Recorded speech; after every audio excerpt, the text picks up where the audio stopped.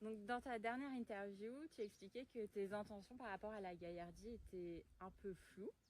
Donc, j'aimerais bien savoir aujourd'hui ce qu'il en est. Et est-ce que tu peux déjà commencer à nous expliquer ce que tu fais concrètement aujourd'hui à la Gaillardy? Ok, alors aujourd'hui à la Gaillardy, il y a deux activités principales qui sont l'élevage de moutons nez noirs du Valais, Ouais. avec un mouton d'une quinzaine de têtes. Enfin, un troupeau. Ok. Alors, à la Gaillardy. Ah, mais non. Et lui, il a retrouvé sa voix.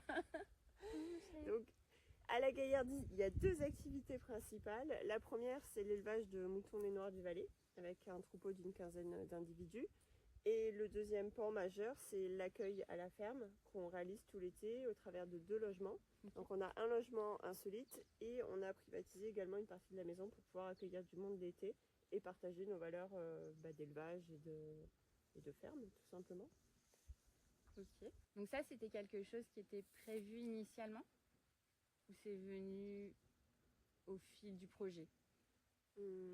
Les moutons, ils ont toujours été le fil conducteur parce qu'en fait, tout ce qui se passe ici à la Gaillardy, ça tourne autour d'eux et de la volonté de construire quelque chose ensemble. Alors ça, c'est assez multidimensionnel. Il y a l'aspect d'élevage, mais aussi il y a tous les aspects de ce que je vis avec eux.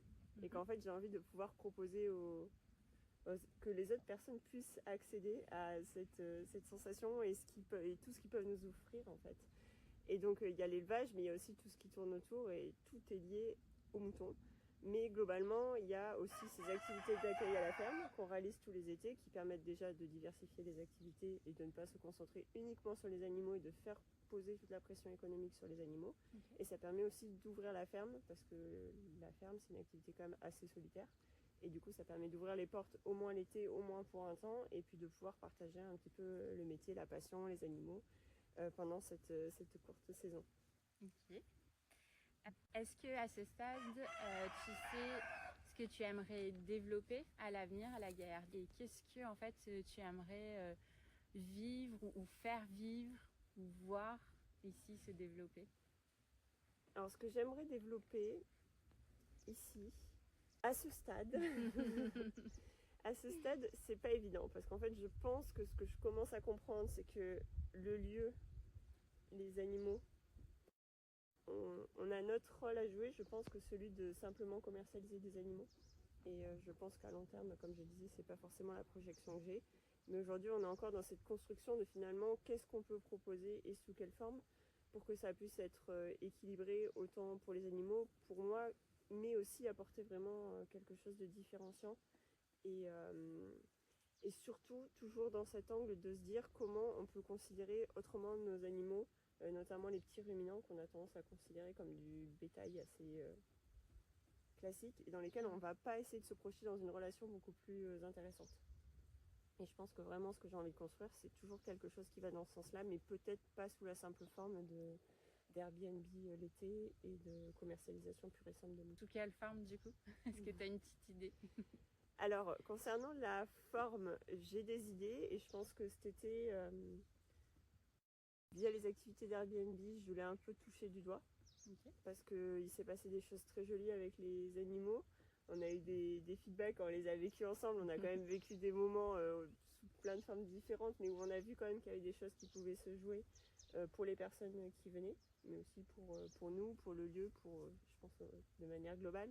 Donc l'idée, c'est peut-être que les personnes qui vont venir dans le futur, on viendra avec une autre intention que celle de faire de l'hébergement simple. Après, j'ai pas la formule exacte, mais je pense que l'idée, c'est vraiment de venir pour rencontrer l'animal différemment et d'ouvrir notre conscience sur la relation qu'on peut avoir avec eux et ce qu'elle peut nous apporter, ce qu'on peut leur apporter, tout ce qu'ils jouent, etc. Ok. Ça te va? Je veux bien faire une petite rétrospective par rapport à toi pour essayer aussi de voir comprendre le cheminement et puis que les personnes puissent te connaître un petit peu mieux. Et puis petit à petit, on va arriver aussi sur le centre de la Gaillardy, les moutons, les animaux, parce qu'il n'y a pas que les moutons. Il n'y a pas que les moutons. Est-ce que déjà, tu t'étais déjà imaginé vivre cette vie-là un jour? Est-ce que c'est quelque chose que tu avais déjà en tête à un moment de ta vie ou c'est venu plus tard? Je pense que je l'ai toujours eu en tête. Quand j'étais gamine, je voyais vivre avec les chevaux. Bon, il n'y avait pas forcément les moutons dans le tableau quand même. Mais j'avais toujours cette vision-là. Après, je l'ai perdue quand même par la suite. Mais ce qui est marrant, c'est que j'ai quand même fait des études en élevage de chevaux et de moutons. Donc bon, je pense que de manière totalement inconsciente, je suivais quand même ce chemin. Mais par contre, ce qui est très marrant, c'est qu'il y a 5 ou 6 ans où j'étais vraiment complètement déconnectée de ça. En rigolant, je disais toujours à Christian, j'ouvrirai la moutonnerie de Saint-Rémy, parce qu'avant on habitait dans une ville qui s'appelait Saint-Rémy, et je disais toujours, j'ouvrirai la moutonnerie de Saint-Rémy, où je disais toujours, je ferai du fromage de bufflonne. Et finalement, aujourd'hui, les choses sont pas du tout sous la forme que celle que je disais, mais il y a quand même les moutons et les bufflons qui sont présents, donc je pense que la trame, elle se dessinait dans des endroits où j'avais pas forcément accès. C'était un peu dans ton inconscient en fait. Oui, c'était totalement dans mon inconscient. Ok. Finalement, comment tu as su... Donc tu dis que c'est quelque chose que tu avais en fond, plutôt avec des chevaux, quand tu imaginais ta vie. Qu'est-ce qui fait que tu n'es pas allé vers ça tout de suite? Je pense que je suis pas allée vers ça tout de suite. Je sais pas si je le mettrais sous cette forme, parce que moi j'y suis allée spontanément, mais en fait les attentes sociétales, parentales m'ont très vite détournée de ce à quoi moi j'aspirais. En fait, on m'a remis gentiment dans le cadre. De ce fait, on m'a poussé vers les aspirations qui étaient celles de l'extérieur, en m'éloignant des aspirations qui étaient à l'intérieur. Bon, là, je le formalise comme ça beaucoup plus longtemps après. Mais finalement, je pense que c'est tout simplement ça, quoi. C'est que je me suis pas écoutée et qu'on a fait en sorte aussi que je ne m'écoute pas pour plein de raisons qui, pour certaines, pouvaient sembler justes. C'est hyper intéressant. On reviendra sur ce petit point.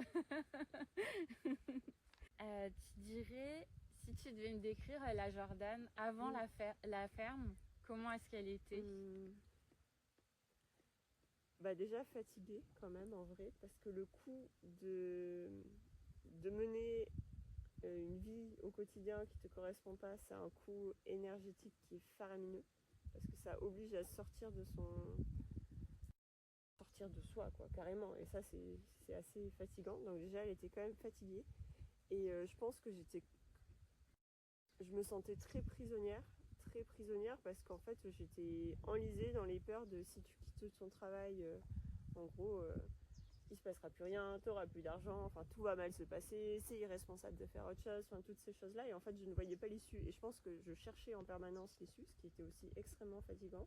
Ce qui fait que les 3 quarts du temps, j'étais quand même en PLS total, parce que en fait, entre chercher des issues pour me sortir d'une situation que je ne trouvais pas, faire un boulot qui était fatigant et en même temps être totalement à côté de moi dans ce que je vis au quotidien, bah, je pense que c'était quand même vraiment beaucoup.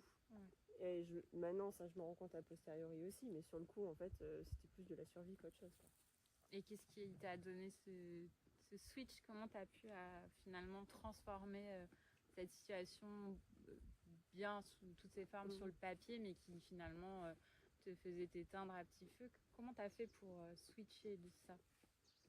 Je pense que moi, malheureusement, ou heureusement, peu importe, mais je fais partie des personnes qui avaient besoin d'arriver au point de non-retour.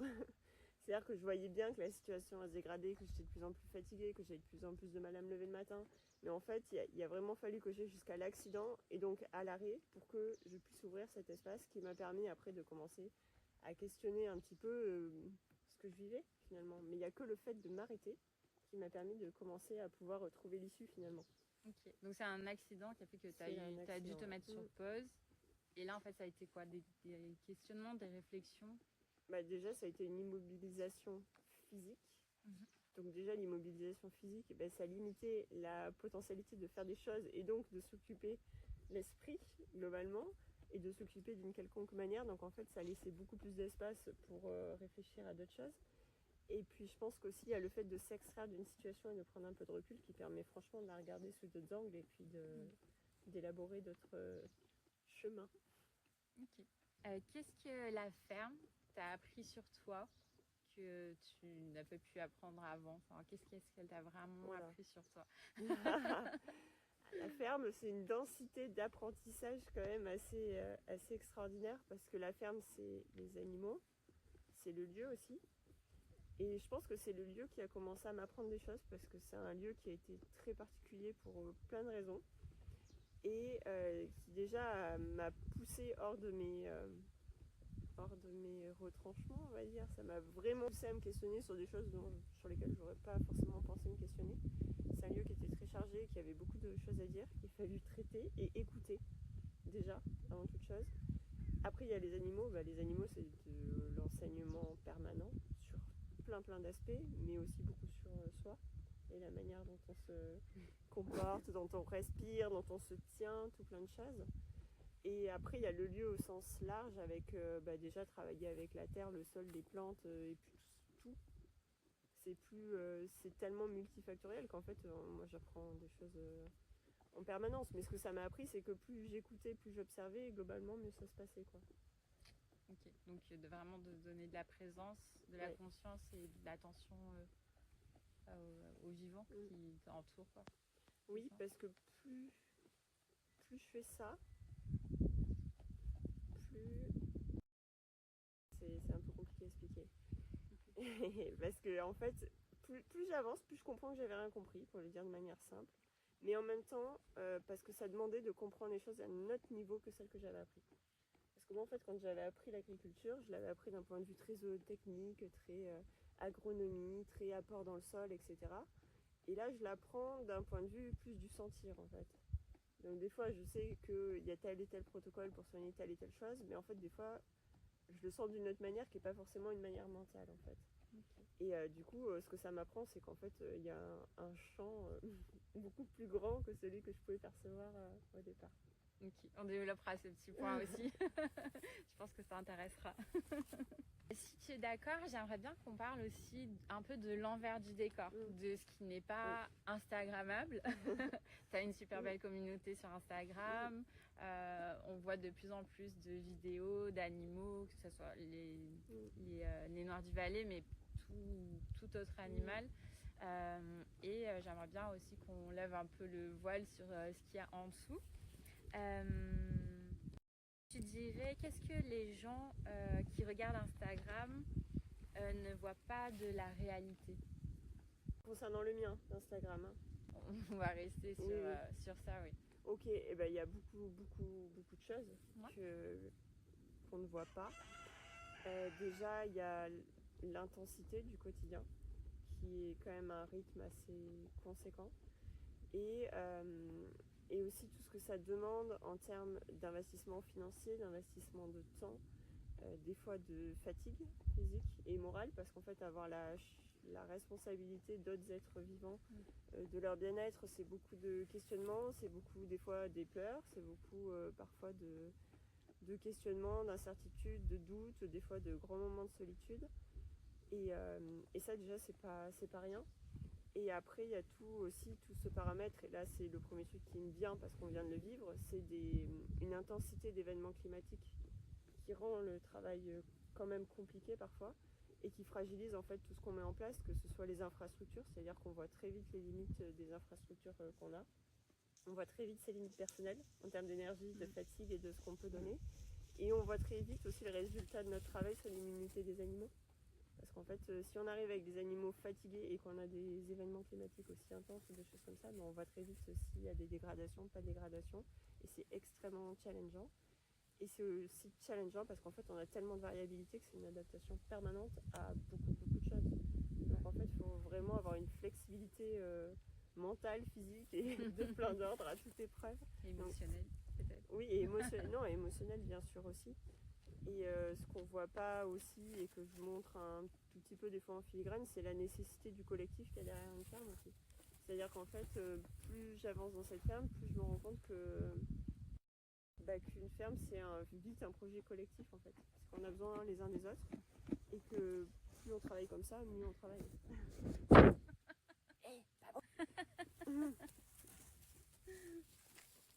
Ok.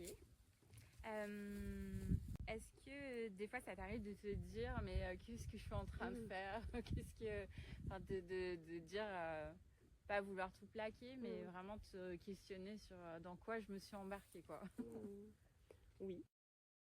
Oui, ça peut m'arriver, mais alors oui et non, c'est très bizarre. Parce qu'en fait, des fois, je vais avoir cette tendance à dire je vais me barrer, je vais faire je sais pas quoi, et puis pourquoi je me prends la tête, de toute façon, bref, tout ce qui peut se passer dans mon petit cerveau. Et en même temps, j'ai une espèce de chemin interne qui me certifie que c'est ce qu'il faut que je fasse, c'est très paradoxal. Mais en même temps, j'ai tellement cette certitude d'être à la bonne place dans une certaine forme que même quand j'ai très envie parce que j'en peux plus, en fait, je me vois pas faire autre chose aujourd'hui. Okay. Quelles sont tes peurs aujourd'hui? Quelles sont mes peurs? Si tu en as, bien sûr. Alors, bien ou sûr. tes doutes, tes peurs ou tes doutes. Alors mes peurs, honnêtement, la première qui me vient, elle est bien évidemment économique. Parce que de toute façon, avoir des animaux, ça a un coût, entretenir ce lieu. Avoir pu l'acquérir, ça a un coût aussi.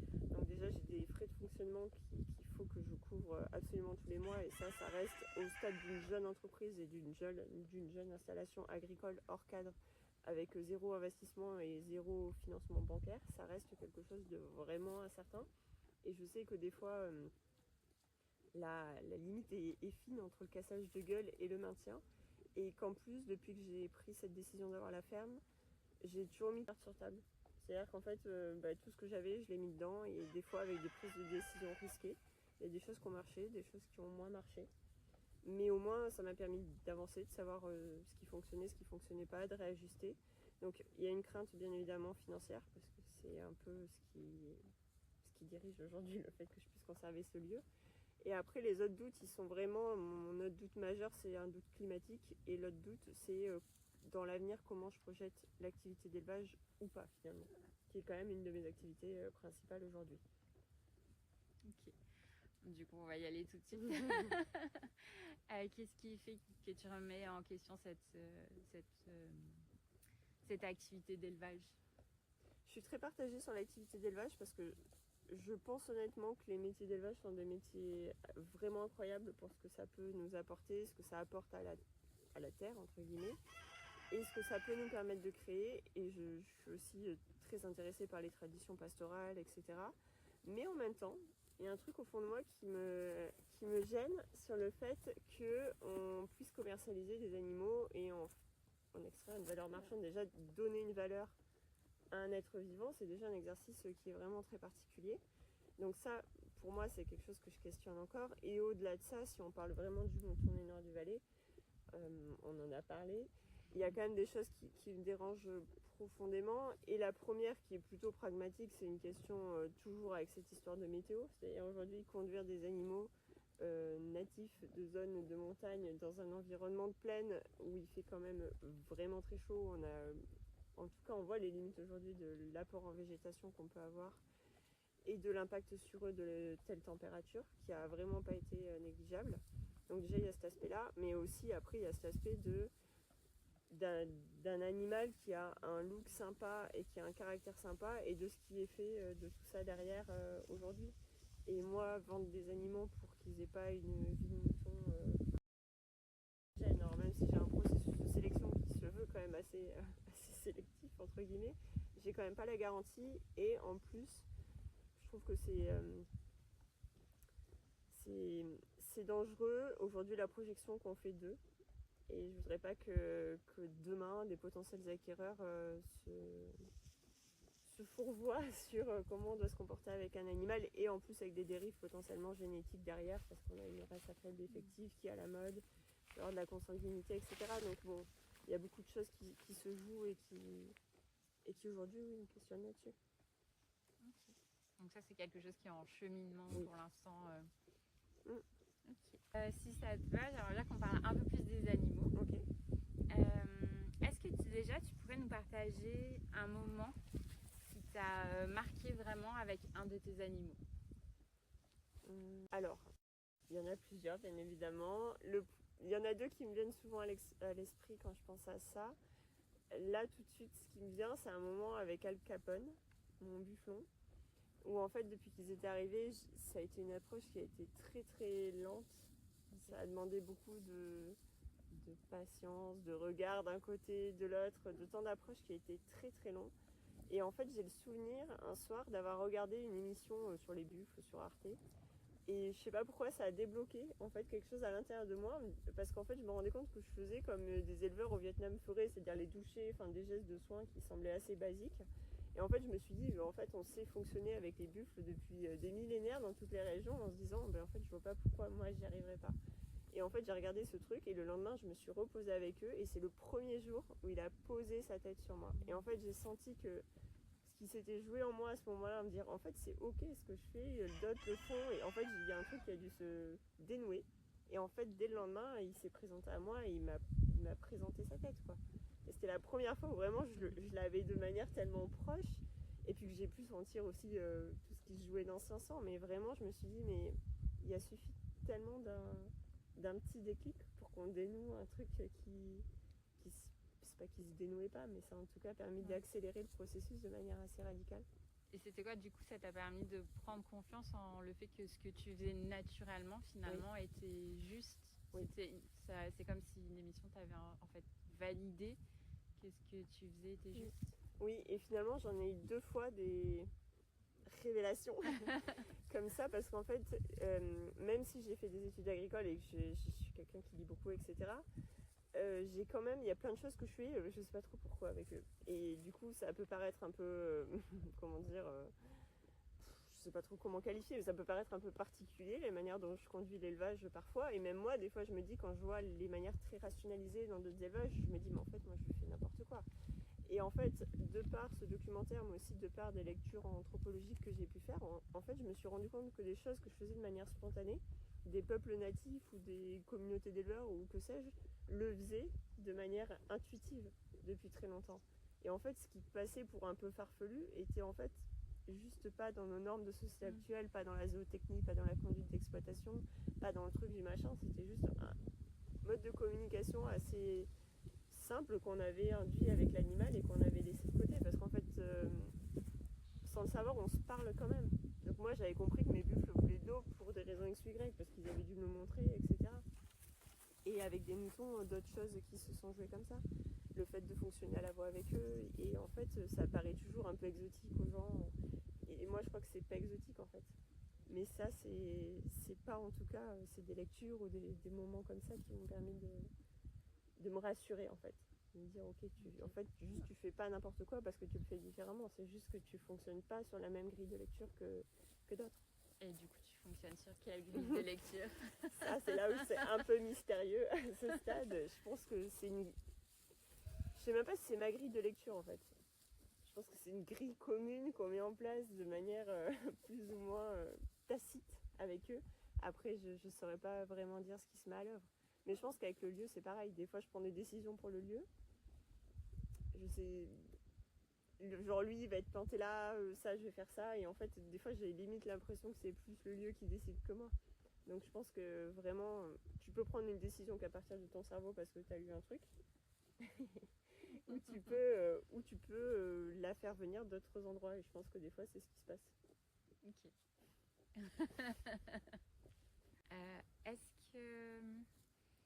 Est-ce qu'il y a un animal un de tes animaux qui t'a particulièrement changé? Oui. Oui. Bah, je pense que de toute façon,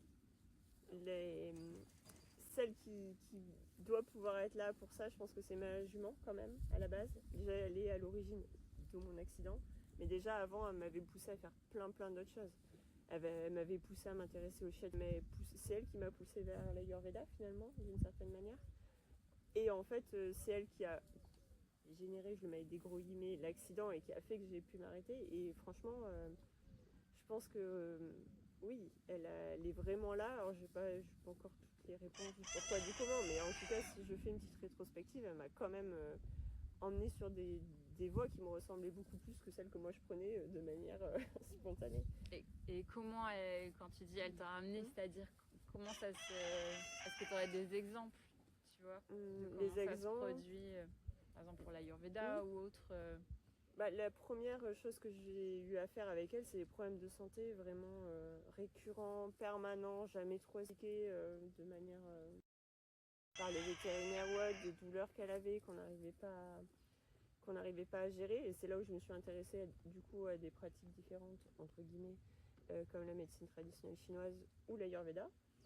Et déjà, ça m'a permis de commencer à regarder la vie avec différents filtres et de pas J'ai quand même aujourd'hui une jument qui a très très peu de problèmes de santé par rapport à l'état où je l'ai récupérée. Donc c'était surtout au départ des problématiques d'ordre physique. Après, ça s'est transformé en d'autres problématiques qui étaient plutôt d'ordre relationnel entre elle et moi. Et aujourd'hui, bon, c'est encore différent, mais en tout cas, ça évolue et ça emmène toujours d'autres sujets en cascade, quoi. Et comment tu fais pour, quand il y a des sujets comme ça qui se présentent Souvent, je galère. Après que j'ai galéré, je commence à chercher des solutions. Mais globalement, souvent, dans cette configuration-là, en tout cas, j'ai fait en sorte de me faire accompagner. Parce que ça me permettait d'avoir le recul sur la situation, de ne pas être coincée dans ma vision des choses, des fois dans l'émotionnel aussi, qui cramait la lecture possible. Donc du coup, souvent, ça a été de me faire accompagner. Et après, en ce moment, j'ai un peu... je lâche prise quoi, avec elle. Et je me dis que j'essaye d'explorer d'autres techniques qui ne sont pas des techniques de travail à pied ni quoi que ce soit, qui sont juste le fait d'être ensemble et de voir ce qui va en découler. Ce qui se passe. Ouais, de voir ce qui se passe. Ouais. De vivre en fait l'instant avec elle. Ouais. Ok. Et est-ce que tu pourrais nous dire, parce qu'à chaque fois tu parles du lien quelque chose qui est différenciant, est-ce que tu pourrais nous dire, toi, comment tu te connectes aux animaux? Comment je me connecte aux animaux? Alors, après ça a vachement évolué quand même la manière de connexion que j'ai avec eux. Aujourd'hui, je suis quand même plus dans ce truc, je sais même pas si c'est de l'observation, mais c'est vraiment dans ce truc de je me pose avec eux et je fais rien. Je le mets entre gros guillemets. En ce moment, c'est ce que j'essaye d'expérimenter. Et c'est quand même, ça ouvre des portes quand même assez intéressantes. Mais une des manières que j'ai d'entrer en relation avec eux, c'est aussi en travaillant, je le mets aussi avec des guillemets, mais en travaillant sur moi.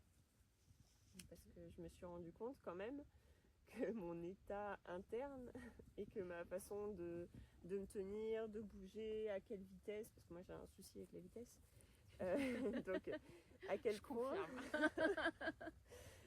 le fait de me calmer et de ralentir et moi déjà de travailler sur cette posture-là pouvait avoir un impact sur la façon dont je travaille avec les animaux. Et bien évidemment, plus je suis calme, plus je suis posée, plus je suis là, plus on fait les choses dans le calme et la douceur et ça va de manière de plus en plus positive dans ce sens-là, mais je me rends bien compte de l'incidence. Donc une des manières en tout cas d'appréhender ma relation avec eux, c'est de faire attention à ce que je fais et à comment je me sens, comment je suis avant d'aller les voir, dans la mesure du possible. Okay. Tout à l'heure, tu disais que quand tu prenais des décisions, tu avais aussi l'impression que c'était quelque chose qui venait du lieu, que c'était pas forcément toi qui prenais avec ton mental ces décisions-là. Est-ce qu'on peut dire que c'est une sorte d'intuition, de ressenti? Comment tu qualifierais ça? Alors, j'ai réfléchi parce que quand même ça me pose question. En fait, je pense qu'il y a plusieurs choses qui rentrent en jeu. C'est comme si en fait on voulait prendre des décisions qu'avec un seul paramètre qui est celui de notre connaissance intellectuelle, en tout cas pour ma part, je fonctionne pas mal comme ça.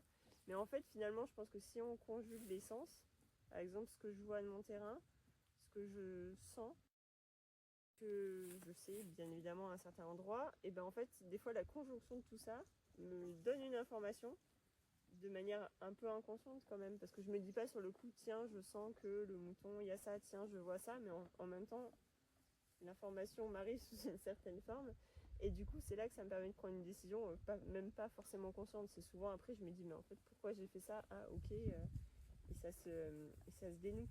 Mais du coup, je sais pas si c'est une forme d'intuition, je pense que c'est vraiment, oui, une forme de sensation globale qui met plein de paramètres en jeu. Après, aujourd'hui, je suis pas capable de savoir vraiment, de connaître sa provenance, entre guillemets. Et si tu devais décrire, tu vois, pour les personnes qui ne le vivent pas forcément, qui peut-être le vivent mais savent pas trop comment, est-ce que tu pourrais décrire, toi, comment ça devient? Est-ce que c'est, tu vois, une sensation physique? Est-ce que c'est des mots dans ta tête? Est-ce que c'est comme des images ou...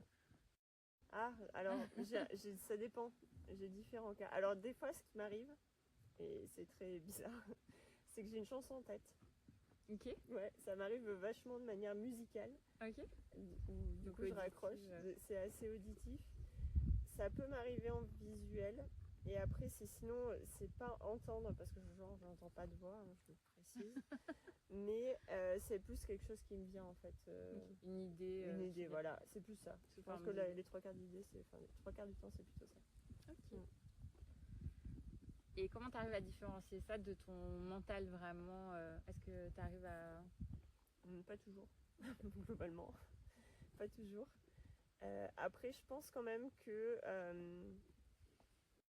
ça se joue pas de la même manière quand il y a une décision qui est prise par le mental ou par le reste. Donc je pense que quand même, je le sens plutôt après coup. De me dire ça venait pas de ma tête, ça venait d'ailleurs. Mais c'est tout quoi. Okay. Aujourd'hui, ça reste à ce stade. Ok. Donc, tout à l'heure, tu expliquais que tu avais pris conscience que finalement, toi, ton état d'être impactait sur ta relation avec tes animaux, voire même sur tes animaux directement, pas forcément la relation. Toi, quels sont les signaux qui te font dire, tu vois que là, il y a peut-être, tu dois, je sais pas, prendre soin de toi ou faire quelque chose pour toi? Est-ce qu'il y a des signaux qui te mettent en alerte en te disant, bon, là, il faut que j'ai quelque chose à faire d'abord sur moi ou... Bah, globalement, la fatigue. Okay. La fatigue. Gros indicateur, la fatigue. Même si des fois, il faut que j'attende d'être assez fatiguée pour agir. Non, c'est plutôt fatigue, colère, irritabilité. Enfin là, je sais que franchement, en général, c'est un gros nœud, hein, surtout chez moi. Mais globalement, c'est plutôt ça qui me fait dire là, il y a un truc qui n'est pas équilibré, ou il y a un truc qui est allé dans le trop, ou il y a quelque chose qui convient pas, quoi. Oui, ça serait quand même des émotions exacerbées, en fait, où ça prend beaucoup plus de place que ça ne devrait. Oui. Quand je m'énerve pour un truc qui est anecdotique, je sais que bon, c'est quand même normal, quoi. C'est là que je sais que c'est un petit indicateur de va falloir voir ce qui se passe. Ok. Et du coup, qu'est-ce que tu fais quand c'est comme ça? Ah bah ça dépend du coup, ça dépend. Généralement la fatigue quand même, j'ai essayé de pas mal me calmer, d'avoir des phases de calme dans la journée, ce qui n'est pas forcément toujours accessible, mais en tout cas c'est un truc que j'essaye de m'astreindre à faire vraiment parce que c'est différenciant dans mes journées. Donc c'est vraiment d'avoir cette espèce de sas, quoi, de pas être toujours dans la roue là à faire des choses. Oui, c'est ce temps cette espèce de palier, quoi, de pas être embourbé dans les journées, dans la rapidité, les contraintes du quotidien. On peut vite se laisser emporter. Oui. Tout à l'heure, tu évoquais aussi l'Ayurveda. Oui. On va pas rentrer dans les détails exactement techniques de l'Ayurveda, mais tu disais que par exemple tu l'avais utilisé pour ta jument. Est-ce que tu utilises sur tous tes animaux et du coup sous quelle forme tu l'utilises, sous quelle forme l'Ayurveda intervient au niveau des animaux déjà? Alors au niveau des animaux, elle intervient surtout dans l'observation déjà, parce que l'Ayurveda pour moi ça peut être très compliqué, mais c'est une science de la vie qui peut être aussi très simple.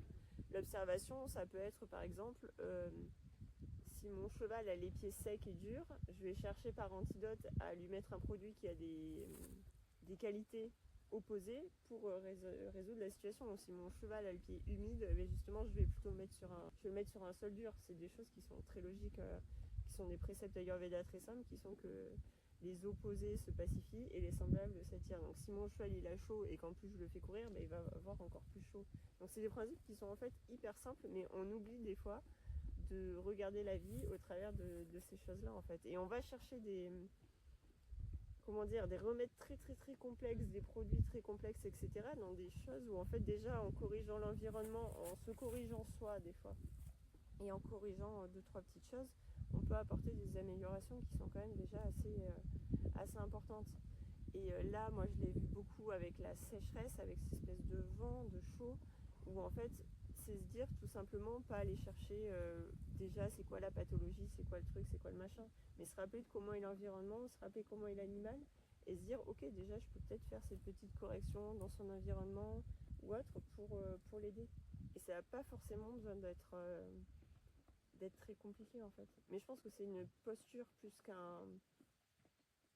que vraiment une technique en fait, parce que sinon on retombe dans le même problème. Si on veut appliquer des techniques ayurvédiques en suivant les protocoles, etc., on peut, et c'est super, mais déjà quand on arrive à être dans une bonne observation et à bien réfléchir sur le tableau initial, déjà on peut trouver plein de petits correctifs sympas, quoi. Et après là-dessus on peut se mettre de la phyto, mais déjà en se disant, en prenant le temps de se dire ok, c'est quoi qu'il a mon animal comme déséquilibre, ils sont comment ces déséquilibres, comment je les décrirai, mais déjà avec ça on avance vite, quoi. Et est-ce que du coup c'est quelque chose que tu utilises aussi en dehors des animaux, peut-être sur les humains, et de quelle manière? Alors, est-ce que je l'utilise sur les humains? Je ne sais pas si je l'utilise sur les humains. En tout cas, je sais que moi je trouve que l'ayurveda, mais comme d'autres choses, en tout cas, c'est des outils de compréhension de soi, des mécanismes qui gouvernent nos corps, qui sont assez puissants. Et après, on se rend compte, mais c'est pareil, en fait, c'est toujours de revenir à la simplicité. On se complexifie, en tout cas, de toute façon, on a accès à beaucoup d'informations. Si on pense à l'alimentation aujourd'hui, on en a un stade où savoir, mais comme pour nos animaux, hein, aujourd'hui, pour moi, les problématiques, elles se rejoignent totalement. On ne sait plus quoi manger. Déjà, c'est difficile de trouver quelque chose de qualité. Et au-delà de ça, on est abreuvé d'informations du style ah, faut trop boire, ah non, faut pas boire, faut manger cru, ah non, faut pas manger cru. Là, en fait, et puis en plus, on peut pas se dire que pour Babouche ou Bohème, il faut pas la même chose parce que déjà, c'est pas les mêmes. Elles ont pas la même nature, elles ont pas la même constitution, elles ont pas la même histoire. Et en fait, on veut tout uniformiser pour des raisons qui m'échappent. Mais bon, bref, toujours est-il qu'en comprenant, grâce à l'Ayurveda, on peut aider, je pense, déjà à mieux se comprendre, mieux comprendre nos fonctionnements physiques, psychologiques, et du coup, apporter des solutions qui sont aussi très très simples. Sans aller chercher des régimes alimentaires compliqués ou autres, mais je pense que déjà en revenant à des essentiels, à des compréhensions de mécanismes, avoir des outils de soins, entre guillemets, très puissants. Et du coup, c'est quelque chose que tu proposes aux humains? Actuellement, non. Je le réserve à mes animaux. Non, l'Ayurveda, pour l'instant, ça reste à l'état de choses avec laquelle je vis. Chose, c'est pas un mot très approprié, mais bon, c'est quelque chose avec laquelle je vis, qui m'aide à comprendre l'existence, mais pour l'instant, qui n'a pas trouvé sa place encore à la ferme sur un accompagnement de vie d'humain. C'est quelque chose que tu envisages ou pas spécialement? Je ne sais pas si ce serait sous cette forme, si ce serait estampillé Ayurveda ou pas. Mais je pense en tout cas que par contre, ça peut être des outils qui peuvent être proposés, des outils simples de lecture et qui peuvent vraiment aider. Après, je ne sais pas sous quel. Là, si tu imaginais la Gaillardy dans, je sais pas, on va pas te donner de date, mais dans un avenir proche, mais dans un monde idéal, vraiment, tu avais une baguette magique. Qu'est-ce que tu verrais? Quel serait l'univers? Qu'est-ce que tu ferais? Comment tout le monde vivrait? Qu'est-ce qui s'y passerait? Alors déjà, d'un point de vue pratique, la Gaillardy, je l'espère beaucoup plus végétalisée. En fait, j'espère vraiment ramener beaucoup de vie dans ce lieu. Mais déjà, c'est un lieu qui a été éteint pendant un certain temps pour des raisons de son histoire. Et pour moi, il y a vraiment besoin de ramener de la vie dans le sol, de ramener des arbres, de ramener de la biodiversité pour l'équilibre de moi, de mes animaux, mais aussi au sens beaucoup plus large. En tout cas, ça c'est un des fils conducteurs.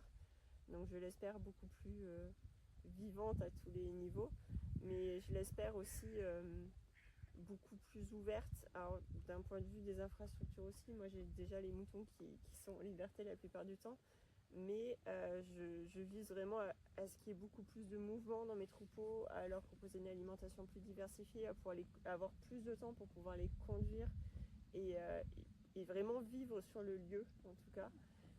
D'une autre manière, et ça répond à plein d'enjeux aussi, mais au-delà de ça, je trouve que c'est vraiment une belle manière de faire vivre le lieu et ce lien entre l'animal, le végétal et nous, une belle manière de l'entretenir. Donc déjà ça, et plus ouvert aussi dans le sens pas forcément des temps d'ouverture qui seraient plus longs.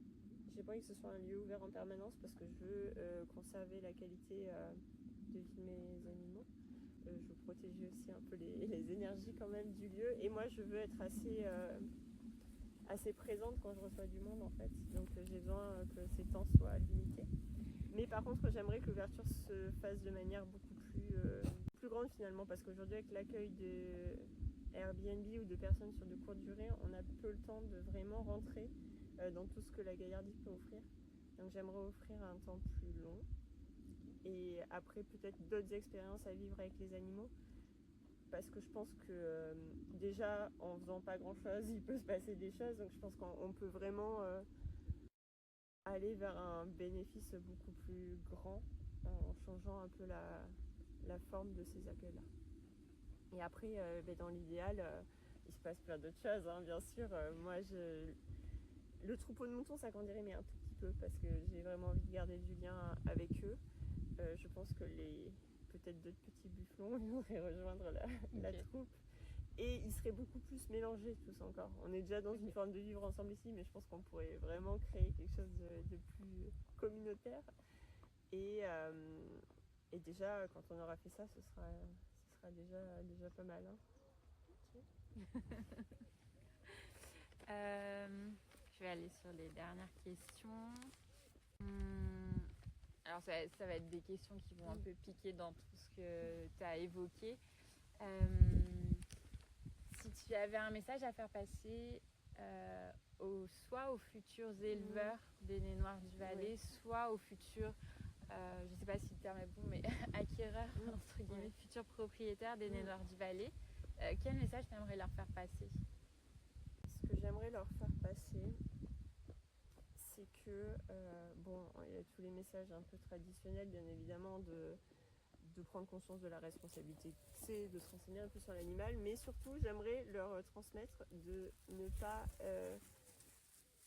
limiter leurs attentes à ce qu'ils peuvent voir, notamment de la vie des Noirs sur les réseaux sociaux bien évidemment, mais surtout qu'ils aient c'est pas le fait de connaître pas les moutons, c'est vraiment d'avoir cette curiosité envers eux, parce que je pense que si on ouvre vraiment si on s'ouvre aux moutons, je pense vraiment qu'on peut avoir de grandes découvertes derrière. Mais ça veut dire qu'il faut se dire que c'est une relation dans laquelle on a envie de mettre du temps, de mettre de l'investissement, et qu'il n'y a pas forcément que ce côté mignon et tondeuse, qu'il y a vraiment d'autres choses à aller vivre avec eux, et que ça demande justement ce ralentissement et cette prise de temps. Et qu'ils prennent cet engagement de passer du temps avec leurs moutons, parce que je pense que derrière, ça peut aller beaucoup plus loin que le câlin ou la jolie vue depuis la fenêtre. Je leur souhaite vraiment d'arriver à contacter ça, quoi. Et c'est quoi ce ça? C'est quoi ce ça? Est-ce que toi tu l'as touché du doigt ou tu l'as vécu? Et est-ce que tu pourrais nous décrire un peu plus pour qu'on puisse mieux comprendre? Moi, de mon point de vue, déjà le mouton par essence, il a ce côté rond, il a ce côté doux, il a ce côté lent, et pour moi il est très antidote de ce qu'on vit en ce moment. Donc déjà il nous offre un cadeau assez fort, quoi. C'est-à-dire celui de pouvoir rééquilibrer justement cette situation qu'on a dans le quotidien, d'aller trop vite, d'être dans la peur d'un monde qui est parfois dur. En fait déjà lui il nous offre par sa constitution totalement un antidote. Donc déjà merci le mouton quand même. Et après au-delà de ça, et ça dépend bien évidemment du mouton avec lequel on est, mais globalement c'est ce que va nous offrir tout autre animal aussi. Et ça, il n'y a qu'en prenant le temps d'aller le chercher. Je ne sais même pas comment le décrire, parce que ça, je pense que déjà ça ne se joue pas pareil chez tout le monde. Mais ça peut être des sensations, ça peut être vraiment une connexion et une relation qu'on a avec eux qui est juste incroyable, quoi. Est-ce que toi, tu as ressenti ça à un moment donné que tu accepterais de partager? Après, moi, il y a en plus ce qui est intéressant avec les moutons, c'est qu'il y a le troupeau, et après il y a la relation qu'on va avoir avec chaque animal. Ouais. Et moi je sais que justement sur une de mes brebis, pour le coup je vais parler de ressentir, où je vais le dire de manière comme ça, mais où j'ai pu ressentir son énergie et la douceur, mais vraiment c'est difficilement qualifiable, mais quand on peut ressentir ça, honnêtement c'est un cadeau fou. Et je le dis parce que pour moi on a un monde, en tout cas dans la manière dont je le vis, qui manque de douceur, et quand eux, rien que par leur présence, ils nous offrent ça, en fait c'est juste incroyable. Et quoi de mieux comme cadeau que leur douceur, quoi. Ok, si tu pouvais passer une information au monde pour permettre de changer la relation animaux-humains, qu'est-ce que tu donnerais quelle est pour toi l'information essentielle que tu aimerais partager?